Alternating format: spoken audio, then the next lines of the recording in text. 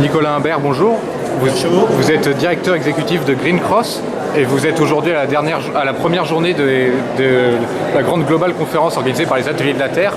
Pouvez-vous nous dire quel est le message que vous souhaitez porter à cette conférence? Eh bien, c'est un message qui est à la fois un message environnemental et un message humaniste.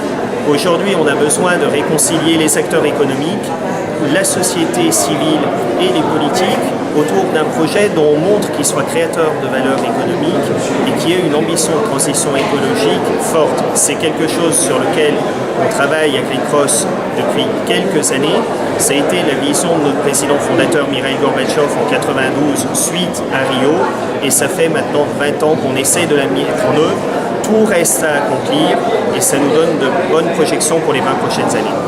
Et pendant ces 20 dernières années, quelles ont été les actions marquantes de Green Cross, les actions les plus marquantes? D'abord, des actions dans le domaine de l'eau. On pense souvent carbone quand on pense à la lutte contre le changement climatique. La question de l'accès de tous à l'eau et de la préservation de la ressource est essentielle. Il n'y a qu'un seul cycle d'eau, se plaît à répéter mon président Jean-Michel Cousteau. C'est nécessaire de faire attention à conserver la ressource dans un bon état, à la dépolluer, à l'économiser et à faire en sorte que tous autour de la planète, nous puissions avoir accès à l'eau. Et enfin, une dernière question sur le Hub Conférence qui sont une plateforme dédiée à l'innovation sociale. Que vous inspire ce thème d'innovation sociale? L'innovation sociale est essentielle dans la transition écologique parce qu'on n'arrivera pas à faire une transition massive sans se poser la question de l'humanisme, des différents acteurs de la société. Comment est-ce que tous ensemble, on arrive à travailler sur le sujet? Il y a des nouvelles formes d'économie sociale à mettre en place.